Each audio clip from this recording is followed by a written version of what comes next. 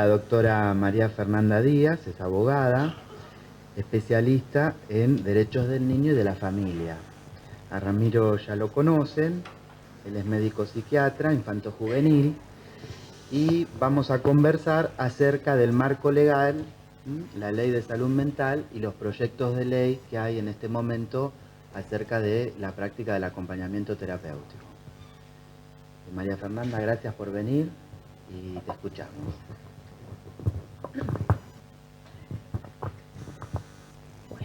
Buenos días, buenas tardes ya a todos.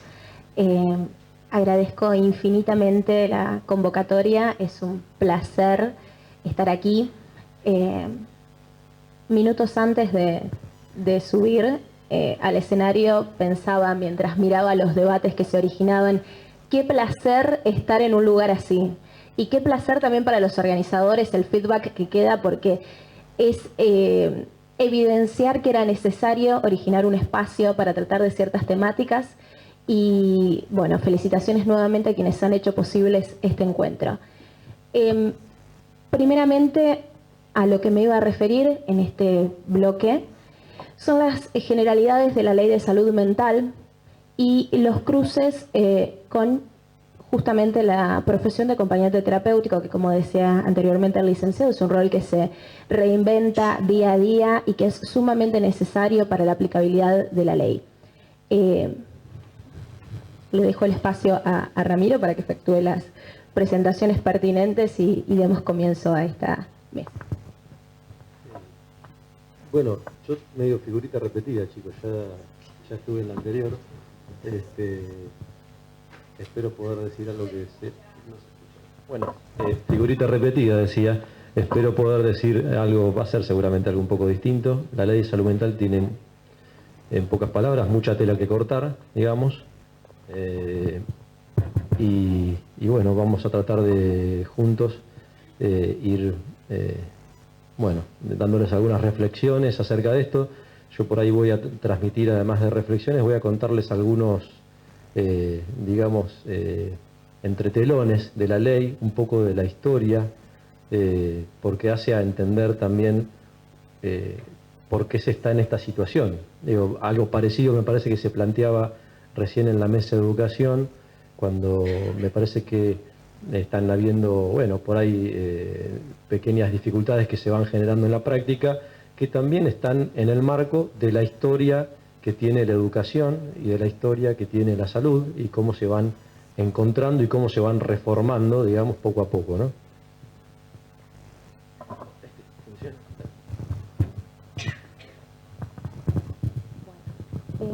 Sin más preámbulos.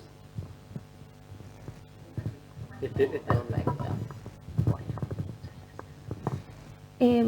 Es dable decir, para empezar a hablar de la Ley de Salud Mental, que fue sancionada en el año 2010, paradójicamente, y también siguiendo en el orden de ideas que planteaba Ramiro recién, es claro que hay mucha tela para cortar con respecto a esta legislación.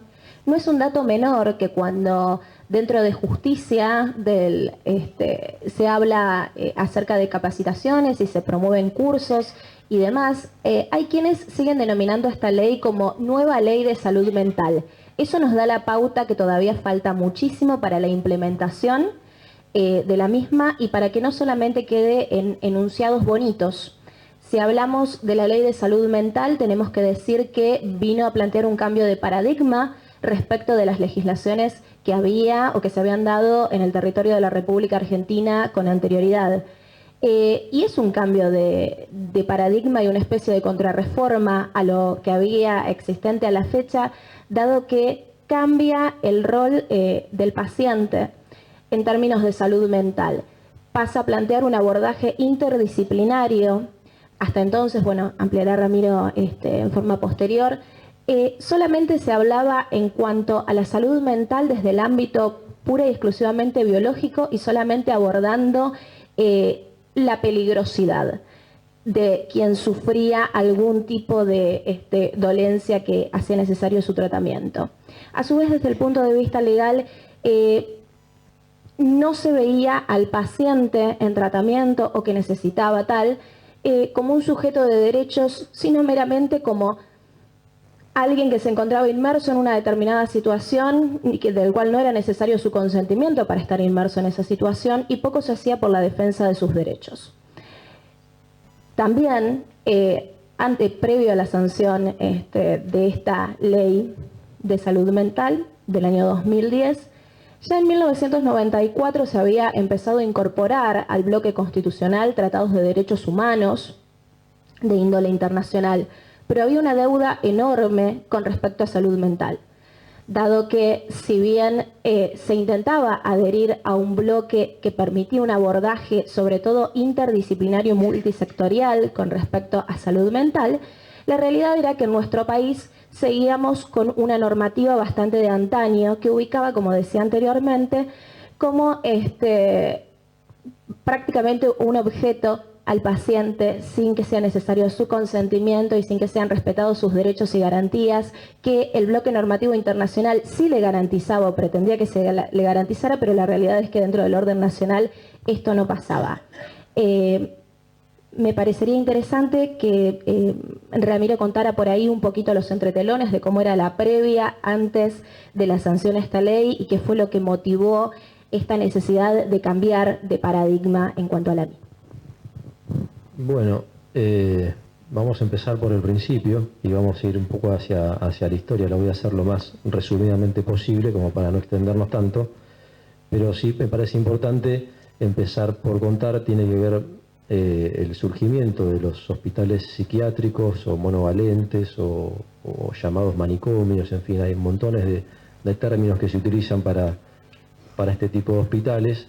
Que digo, uno de los cambios que hago esta mención porque uno de los cambios fundamentales que hace la ley de salud mental es indicar, digamos, que todas las internaciones deben hacerse en hospitales generales y que paulatinamente los hospitales monovalentes o de salud mental o manicomios, como prefieran llamarlos, digamos, deberían de ir cerrándose paulatinamente, o al menos refuncionalizarse y establecerse dentro de una red de servicios de salud y de salud mental que pone al hospital general, en el caso de las internaciones, y en el caso de que no sean necesarias internaciones, también pone a todas las atenciones, digamos, a las prestaciones con base en la comunidad como fundamental. Pero, hecha esta aclaración, voy un poquito hacia la historia. La psiquiatría surge después de la Revolución Francesa y surge en general en Europa, pero especialmente en Francia. Antes de la Revolución Francesa, que les recuerdo, el lema era, se me quedó ahora, libertad, igualdad, fraternidad. Gracias. Libertad, igualdad, fraternidad. En ese marco, hasta ese momento, los pacientes con problemas graves de salud mental estaban encadenados igual que los presos, ¿sí? Vamos a decirlo así bien en criollo, los locos eran igual que los ladrones, estaban los dos encadenados, ¿sí? A partir de la Revolución Francesa, uno de los principales psiquiatras que movilizó esto fue Philippe Pinel, en Francia, pero no era el único, fue el principal, el que más importancia después tuvo. Empezó a pensar que esto no podía ser así, que había que establecer alguna diferencia. Así fue que surgieron los manicomios, hospitales monovalentes, hospitales psiquiátricos, para diferenciar y poner en el ámbito de la salud y no en el ámbito de lo penal, digamos, a los pacientes con problemas de salud mental. Bueno, así empieza a transcurrir esto recién en el 1800, hace muchos años, cuando no existía ni siquiera la psicología. El médico era un médico que en ese momento se llamaba médico alienista, no existía la palabra psiquiatría tampoco. Eran médicos de una rama, si se quiere, más cercana como a la filosofía, que proviene de la medicina antigua de Hipócrates también, que la mencionamos antes, y que pensaban mucho el tema de la relación médico-paciente y la tenían muy presente y todo esto. Bueno, fueron pasando muchos años en el medio. El siglo XIX fue muy característicamente por los desarrollos que tuvo en la medicina, tuvo mucha pregnancia todo lo que tenga que ver con los descubrimientos biológicos. En ese año, por ejemplo, se descubrió y se pensó que una de las cosas más importantes era en el caso de la sífilis terciaria, había cuadros que terminaban siendo psiquiátricos. Entonces, cuando se descubrió, cerca del fines del siglo XIX, que había un bichito que generaba esto, que era el bichito, una bacteria que genera la sífilis, se supuso que en realidad había como cosas muy ubicables que eran los que traían los problemas de salud mental. Bueno, así con ese discurso que un poco tiene que ver con lo que comentaba la doctora recién, se fue arrastrando también. Esta es un poco, digo, la historia de dónde viene también la psiquiatría. Si bien siempre hubo desde 1800 hubo internamente, digamos, en la salud mental y en la psiquiatría, distintas formas teóricas de estudiarla, más pensando en bases biológicas o más pensando en bases psicológicas. Hoy en día, por lo menos es mi postura, yo personalmente, y creo que es la postura que se viene planteando en el mundo en general, hay que pensar una postura integral, no reduccionista, digamos, y hacia ese lugar es al que está yendo de alguna manera y al que viene como a instalar la ley de salud mental. Entre medio de eso, vimos antes un muy interesante video que nos mostró Mirta Gómez, que era, si no tengo mal entendido, del Melchor Romero, ¿sí? Un hospital psiquiátrico provincial de la provincia de Buenos Aires, que queda cerca de la zona de La Plata, donde no conozco las historias de estas personas que estaban en el video, pero daría la sensación que podían llegar a ser lo que algunas veces se dicen como pacientes crónicos, ¿no? Pacientes en realidad cronificados en una institución. Es decir, pacientes estables clínicamente, psiquiátricamente, pero que en realidad viven ahí, ¿no? Por ahí lo han visto una vez en algún diario, han salido personas de 80 años viviendo en el Moyano, este tipo de cosas, que sin duda son aberraciones por un lado, pero también hay que decir la otra parte de la realidad que esto tiene. Se los digo con haber hecho mi formación también en el Hospital Tobar García, un lugar donde yo estuve antes del 2010, o sea, antes de la ley, y terminé mi formación después del 2010. Es decir, que cuando yo ingresé al hospital, el Tobar García era el único lugar donde se internaban chicos de todo el país, era el único hospital psiquiátrico monovalente del país en su momento. Por suerte hoy en día un chico se puede internar en cualquier hospital general como lo dice la ley, si es que lo necesita, chico o adolescente, ¿no? Ahora hay que decir también que muchas veces estas personas que están ahí mucho tiempo es porque o las familias también a veces las fueron a dejar allí, o porque no tienen otro lugar a donde ir, o porque para el Estado también es muy costoso sustentar los hogares donde estas personas deberían vivir una vez estabilizadas. Y este es otro de los problemas. Incluso hay otra parte que tampoco es por ahí muy conocida, que tiene que ver con eso, es que hay muchos pacientes también en hospitales generales que terminan casi viviendo en el hospital. Y esto es como lo mismo, pero en vez de en el hospital monovalente, en el hospital general. Esto es porque hay un déficit habitacional, lo cual la ley lo prohíbe explícitamente, ¿sí? Pero que tiene que ver un poco con esto, con personas sin familia, digamos, lamentablemente esto pasa, y con un Estado que hay que muy de a poco ir pidiéndole recursos, cosa que también es algo de lo que se ve. La ley es muy clara respecto a qué porcentaje del presupuesto de salud debe ser incluido para la salud mental, y los años van pasando, el tiempo que dice la ley ya pasó en cuanto a qué porcentaje del presupuesto debería pertenecer a salud mental para poder generar este tipo de cosas, y bueno, eso no terminaría de estar pasando, ¿eh? Esto medio rápido, espero que se haya entendido, hay muchas cosas en el medio, muchas, digamos, idas y venidas. Por ahí vale la pena aclarar también, para hacer esta disquisición y esta confusión a veces que se genera con los psiquiatras, de que somos medicadores o de que somos personas que solo pensamos la medicación. La medicación es una más de las herramientas, es una de las últimas a implementar, pero además hay que decir también, para tener una noción de la historia que es importante, que las medicaciones empezaron a utilizarse en la psiquiatría recién a partir de la década del 50 de este siglo. O O sea que en aquel momento Pinel, cuando inventó estos hospitales monovalentes, trabajaron 150 años sin medicación, lo cual hacía que la evolución de los pacientes fuera totalmente distinta. Y por suerte, bueno, esto vino de a poquito a ayudarnos en la medida que también es utilizada, por supuesto, criteriosamente. No sé si... Que también a partir del avance de la ciencia es que los recursos terapéuticos también empiezan a modificarse. Entonces la cronicidad de los tratamientos se van achicando paulatinamente y aparece la posibilidad de un tratamiento ambulatorio sosteniendo un campo de perfiles más amplio. Y eso es gracias al avance de la ciencia y de la medicación. Tampoco hay que estigmatizar la medicación, ¿no? Respecto de lo que planteaba Ramiro, de lo que es la realidad, en ocasiones con respecto a quienes terminan viviendo básicamente por periodos de tiempo muy prolongados en instituciones monovalentes o neuropsiquiátricos o cualquier otro término que se le pueda aplicar, es importante hacer un contrapunto entre lo que sucede con lo que plantea la ley, entre el ser y el deber ser planteado en la legislación. Lo que vino esta ley a pretender implementar, primeramente fue la prohibición de la creación de nuevos centros monovalentes neuropsiquiátricos, antes llamados manicomios.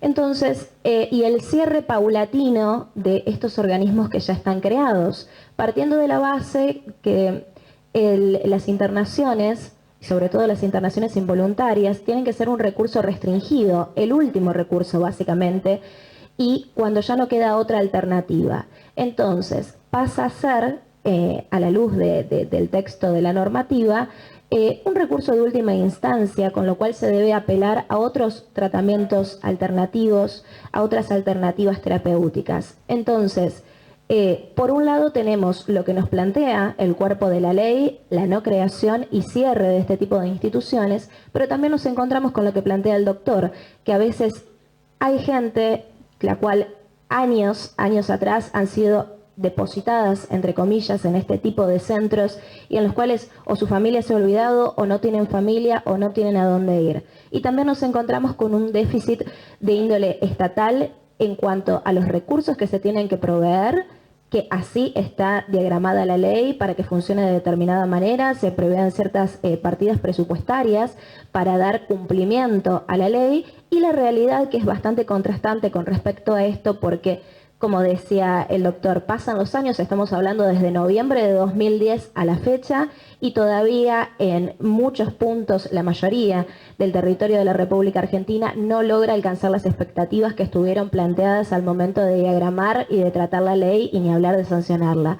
Entonces, teniendo en cuenta esta situación, es importante contrastar con los fines que persiguió la ley al momento de su elaboración y después tratamiento, dado que lo que plantea, como decía anteriormente, es la internación como último recurso luego de haber intentado otras alternativas terapéuticas en el caso de que pudieran funcionar, y a su vez cuando se suscitan las internaciones deben ser por un periodo breve de tiempo, teniendo en miras volver a reincorporar al ámbito social a quien estuvo en condición de paciente en uno de estos centros.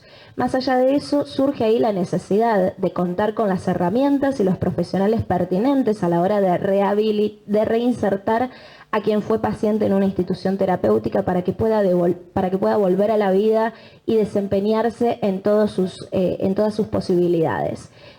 Aquí tenemos que hablar también de los sistemas de apoyo que propone la ley con respecto a esto, de quien egresa de un centro. Entonces, tendríamos que hacer especial mención a la profesión de acompañante terapéutico, que es sumamente importante respecto de acompañar, asistir, estimular, promover la independencia futura de quien estuvo en el internado o alojado en algún tipo de centro neuropsiquiátrico u hospital monovalente. Hay algunas normativas, hay ciertas provincias las cuales contienen, ya han sancionado normativas propias en cuanto al rol del acompañante terapéutico. Sabemos que a nivel nacional todavía esto no ha podido ser. Y bueno, y Ramiro tenía algunas acotaciones para hacer respecto de las normativas vigentes en cuanto al rol de acompañante terapéutico y a sus implicancias en cuanto a la ley de salud mental, la cual después seguiré haciendo mención. Sí, por ahí antes de seguir con esa parte, agrego un comentario a lo que veníamos también ya diciendo. Digo, en ocasiones pasa, volviendo al ejemplo del video que nos mostró Mirta Gómez hace un ratito, porque me parece que lo tenemos bien fresco. En muchas ocasiones también estos pacientes que están allí en ese estado, digamos, estables clínicamente, psiquiátricamente o en su salud mental, y que están allí instalados, viviendo ahí, por otra parte se hace muy complejo también, digamos, son personas que empiezan a funcionar allí dentro como si esa fuese su casa. Y las personas que estuvieran ahí son las personas de más o menos su familia posible, la que les fue posible construir. Digo, porque esto también dificulta, pasaba en el Tobar García, por ejemplo, muchas veces que los pacientes no se quedaban tanto tiempo porque, como pasaba por ahí en hospitales de adultos, porque existen los hogares para niños y esto está como hay más cantidad, está más dispuesto el recurso del Estado para esta población. Pero en muchas ocasiones no había vacantes y un chico se quedaba un tiempo prolongado, ahí quizá 1 año, 2 años. Claro, cuando ese tiempo llegaba y venían y decían, está la vacante del hogar, y hace 1 año y medio que se escribe en la historia clínica que el paciente está estable, el chico a esa altura ya se había hecho amigo de la portera, amigo del chico de limpieza, conocía a la gente de enfermería, a sus hijos, le habían festejado el cumpleaños 2 veces. Bueno, en esas condiciones una persona se va encontrando que ese podría llegar a ser su lugar, aunque podemos claramente pensar que ese no es el óptimo ni el ideal para nada. Entonces, bueno, eso es una complejidad adicional a este periodo, digamos, de transición que me parece que de alguna manera empieza a establecer la ley y que parecería venir medio como para largo. Y también creo que viene como para largo porque así como pasa con la ley, digamos que se desprende de la Convención Internacional de los Derechos del Niño, la ley 26.061 nacional y 13.298 provincial, ambas leyes, tanto la de salud mental como la de derechos del niño, proponen o establecen, porque son una ley, un cambio de paradigma, pero que es un cambio de paradigma que hasta ahora está en la letra.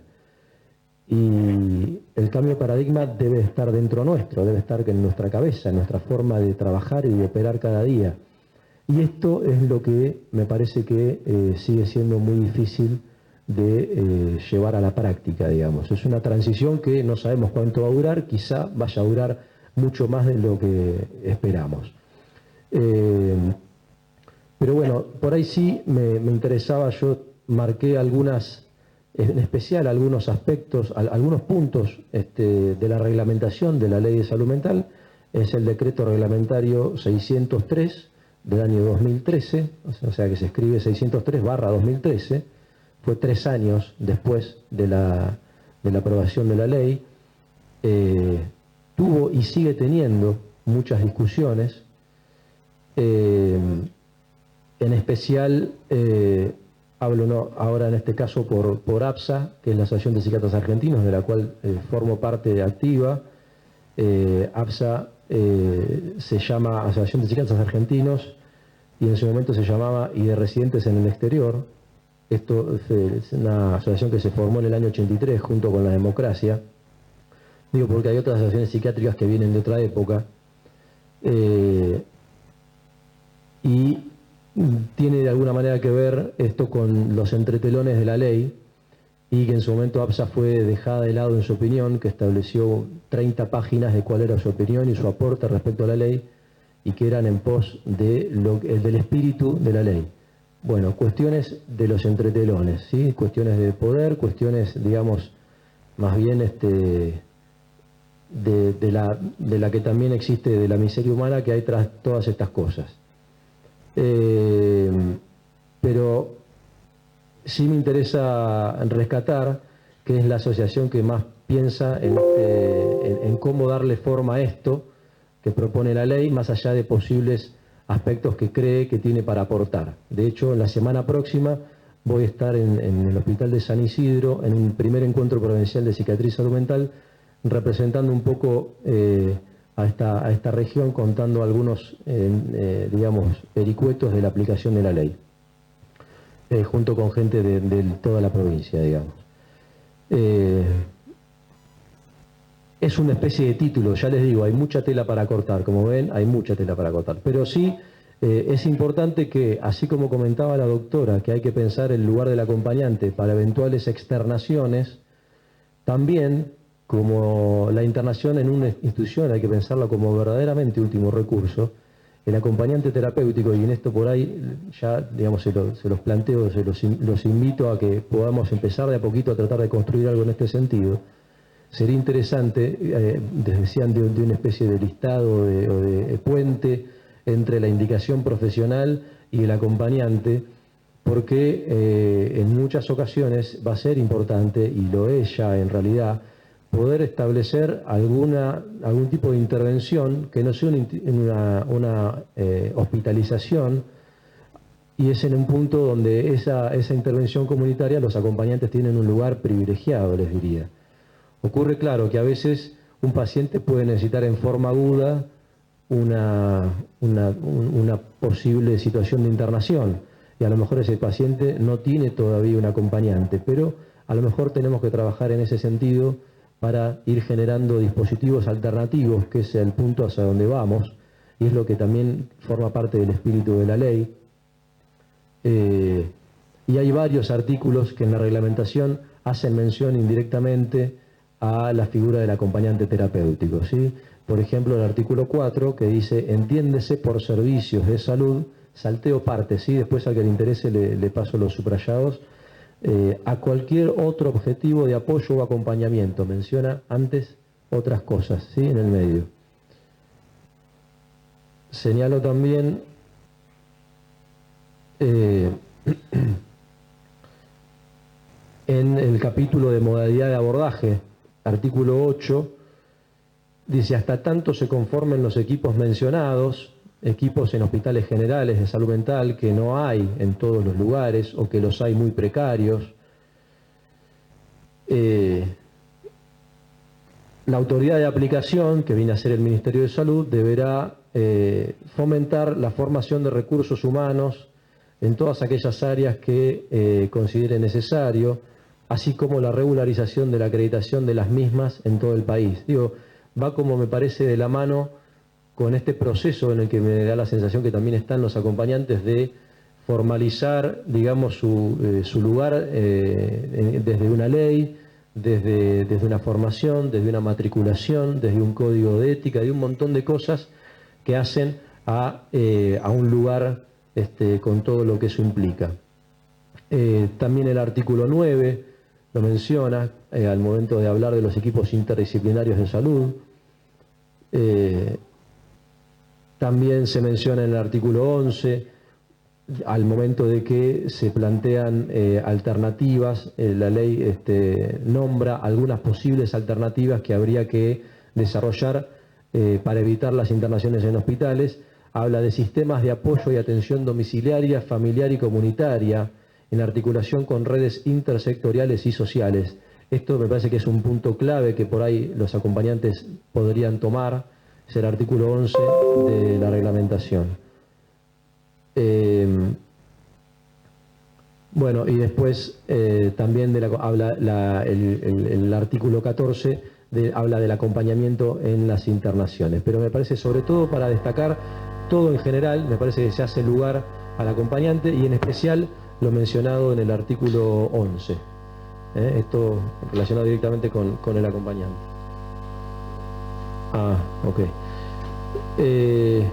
Bueno, después hice un reconto un poco de las normativas respecto a los acompañantes. A lo mejor ustedes ya lo tienen esto mucho más claro. Para mí personalmente fue una novedad.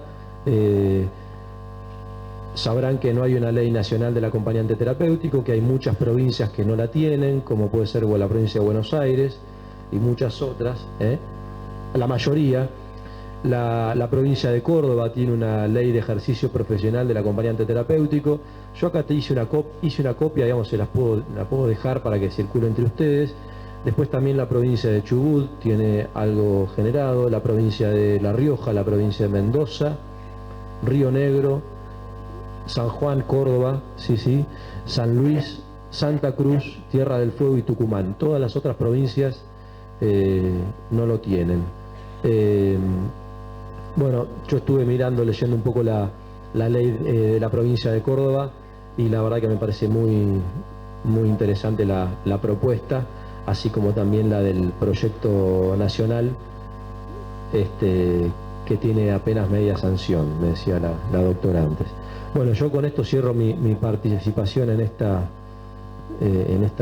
mesa. Retomando desde el final de la presentación del doctor, cabe destacar con respecto a la ley de Córdoba que es dable aplaudir la redacción que tiene, porque después incluso podemos distribuir el material si alguien lo llega a querer en algún PDF. La cuestión es que sería una de las normativas que más en consonancia está con la ley de salud mental y con los fines que ésta persigue. Primeramente habla de las alternativas y la forma de ejercicio profesional en cuanto a los acompañantes terapéuticos y propone 3 modalidades. El ejercicio de la profesión y el tratamiento el acompañamiento con respecto al paciente en cuestión desde el punto de vista institucional, ya sea dentro de una institución educativa, dentro de otro centro médico o de cualquier institución que se pudiera llegar a tratar, dentro del ámbito domiciliario, es decir, en la residencia del paciente, o bien con una modalidad ambulatoria.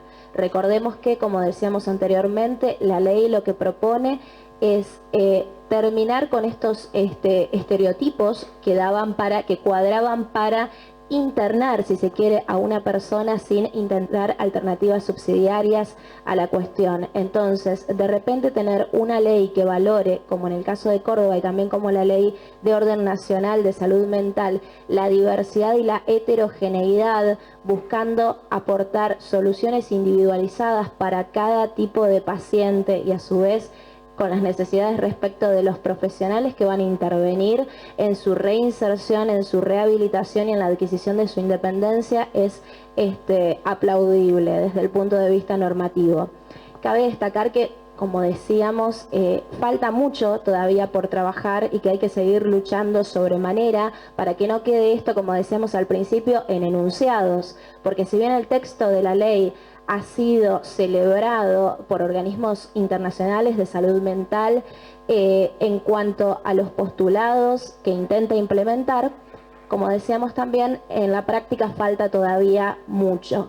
Implica un cambio de paradigma claramente en cuanto a la internación como recurso restringido y también poniendo como regla general la presunción de capacidad de cualquier persona. Y obviamente sin que medien por ahí factores como para determinar la capacidad o no de alguien de índole socioeconómico, cultural, etc.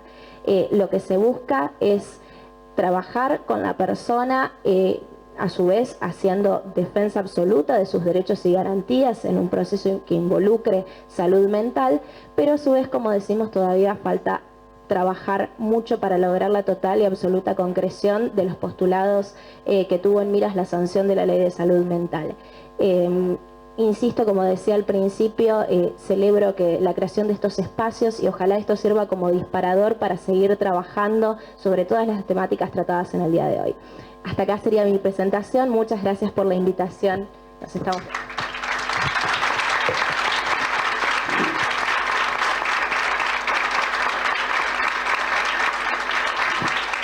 Bueno, gente, gracias por haber venido, por habernos brindado su tiempo. Falta un montón por trabajar con este tema.